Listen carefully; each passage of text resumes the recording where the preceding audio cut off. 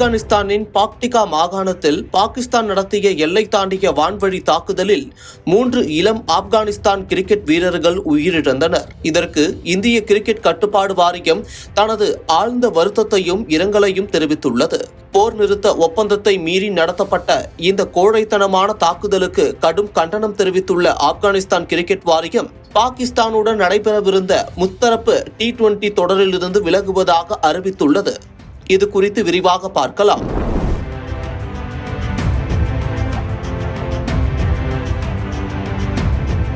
பாகிஸ்தான் மற்றும் ஆப்கானிஸ்தான் ஆகிய இரு நாடுகளுக்கும் இடையே சமீபத்தில் எல்லை மோதல் ஏற்பட்டது.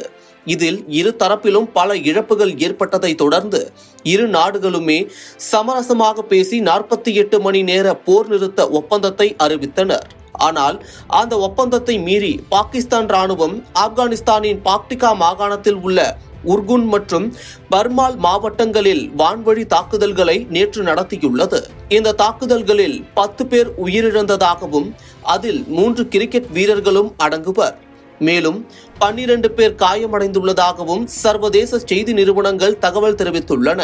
ஆப்கானிஸ்தானின் 3 கிரிக்கெட் வீரர்களான கபீர் ஆகா, சிப்கத்துல்லா மற்றும் ஆருன் ஆகியோரின் இழப்பு உலக அளவில் பெரும் துயரமாக பேசப்பட்டு வருகிறது. இதற்கு BCCI தனது வருத்தத்தையும் இரங்கலையும் தெரிவித்துள்ள நிலையில் போர் நிறுத்த ஒப்பந்தத்தை மீறி நடத்தப்பட்ட இந்த கோழைத்தனமான தாக்குதலுக்கு கடும் கண்டனம் தெரிவித்துள்ளது ஆப்கானிஸ்தான் கிரிக்கெட் வாரியம். அத்துடன் இது குறித்து அறிக்கை ஒன்றையும் வெளியிட்டுள்ளது. அதில் பாகிஸ்தான் நடத்திய கோழைத்தனமான தாக்குதல் கண்டிக்கத்தக்கது. இதனால் உயிரிழந்த திறமையான கிரிக்கெட் வீரர்களின் துயர தியாகத்திற்கு ஆப்கானிஸ்தான் கிரிக்கெட் வாரியம் தனது ஆழ்ந்த வருத்தத்தையும் இரங்கலையும் தெரிவிக்கிறது.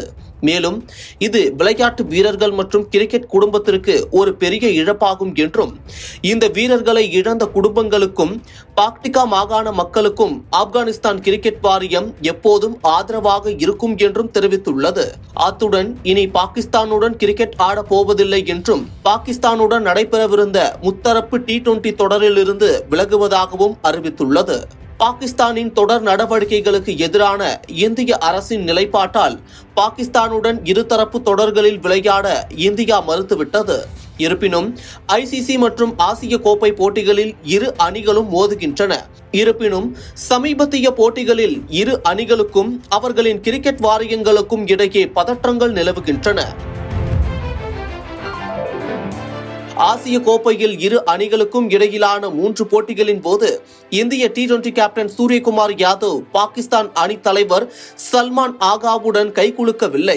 அத்துடன் இறுதிப் போட்டியில் பாகிஸ்தானை வீழ்த்தி ஆசிய கோப்பையை வென்ற இந்தியா ஆசிய கிரிக்கெட் கவுன்சில் தலைவரும் பாகிஸ்தானின் உள்துறை அமைச்சருமான மௌசின் நக்வியிடம் இருந்து கோப்பையை பெறமாட்டோம் என்பதில் உறுதியாக இருந்தது குறிப்பிடத்தக்கது.